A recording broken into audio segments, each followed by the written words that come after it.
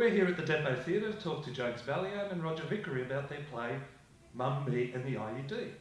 Gentlemen, what's your play about?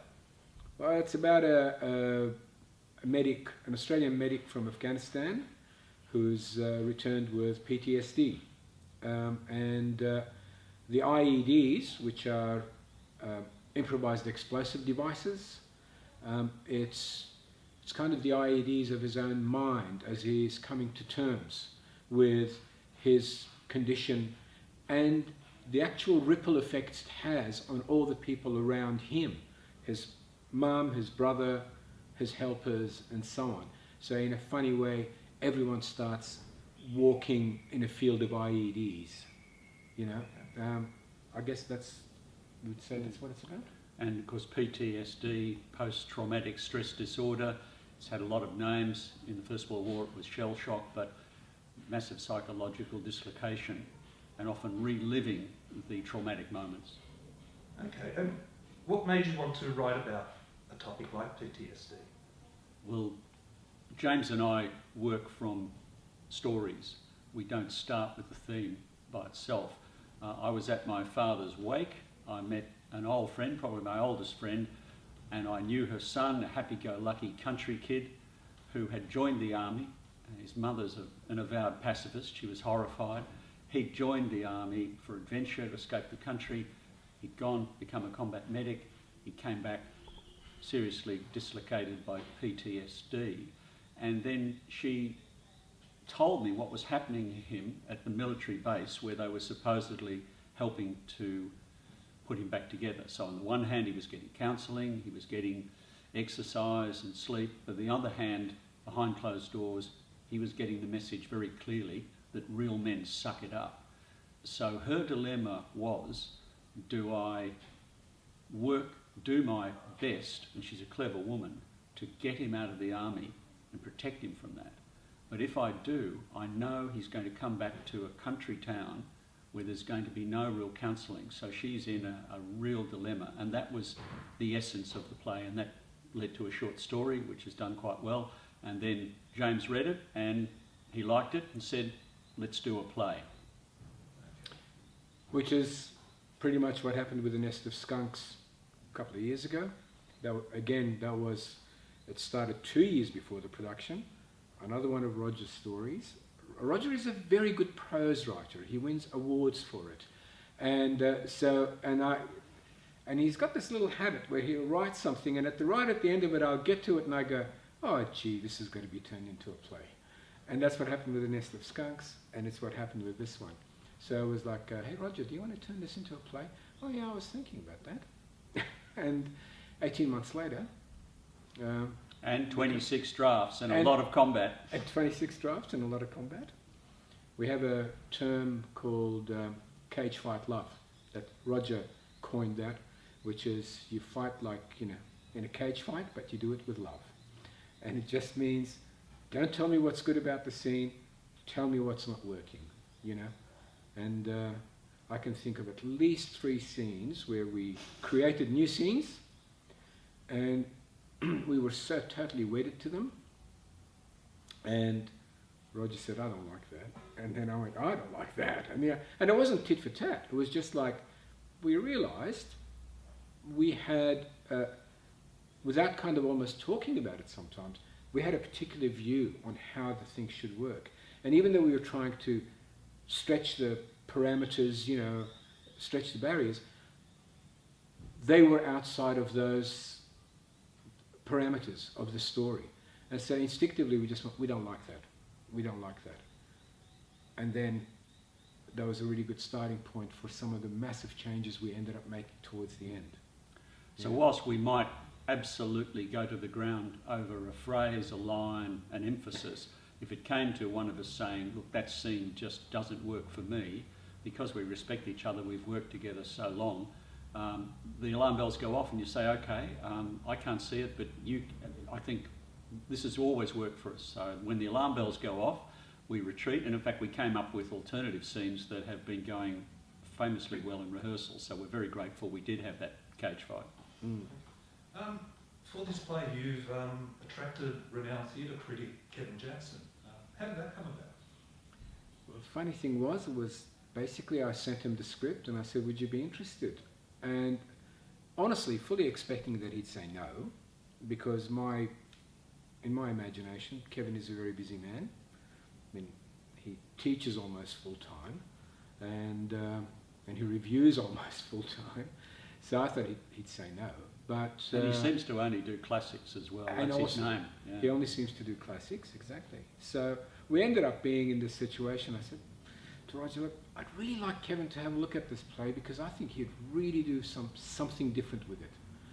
And sure enough, a couple of weeks later, Kevin goes, yeah, put my name down. And, you know. What's it been like working with him? Great. He's, okay. Kevin is renowned for using a script as, almost as an orchestration, okay, as a score. And so he told us from the very outset, if you've got a pause, I'm going to have a pause. So if you don't mean to have a pause, don't have one, right? And so towards the end, I sent him an email saying, give me the breakdown of all the different timings for the, pauses, all of the ellipsis and all that. And he sort of sent me this list, and I had a look at it, and we actually did a pass through the script, the second last pass through it, where no, that's not an ellipse, that's a comma. That's not a dash. That's a, we actually ended up doing that, and so watching the result of that, watching Kevin work with the actors, he really does use it as a score. And I've even seen on a couple of occasions where the actor has said something, and you go, that's a pause. You go, oh, okay. And even though that musical score is the correct analogy, what he's done, the writer is God, but Kevin is another God. And what he's done has been amazing at times because we wrote it as a naturalistic drama, not in a naturalistic setting. And he's taken that and almost put it into, because this is primarily in the mind of the medic suffering PTSD, so he's an unreliable narrator at times, so scenes are unfolding in front of him, and Kevin has put it almost an overlay of a Salvador Dali world. So you're getting this real life Australian drama in a very, very different setting, and having, say, the movement, like getting NIDA movement teacher to work with the cast, it's been fascinating to see how they've transformed the mood of certain pieces. It's very exciting to watch them. So it's been changing through rehearsal.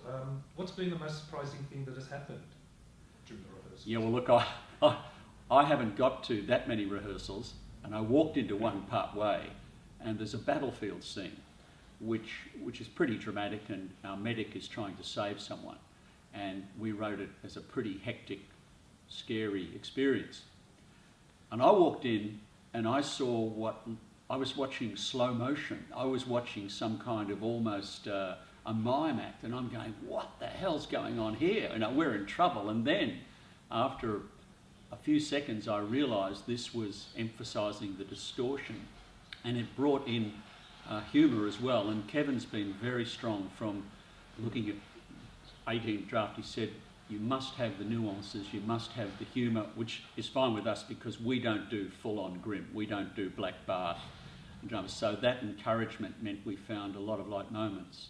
But the cast and Kevin have really added to that. So it's not going to be, you're not going to be drenched in pessimism and darkness. It's clearly there, the bad things. But so there's a lot of different personalities and a lot of black humour in it. And then the other thing with that, for example, is the way that we conceive that scene as being frenetic and so on.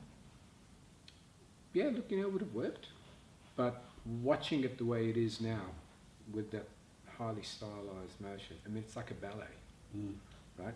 And almost, it's almost like a slow-mo scene from, I don't know, Apocalypse Now, or, where it just goes into this place that draws the audience into that experience in a very different way. So it's not coming at you, it's sucking you in. And I thought, that was a lovely That's a lovely example of some of the things that are being done.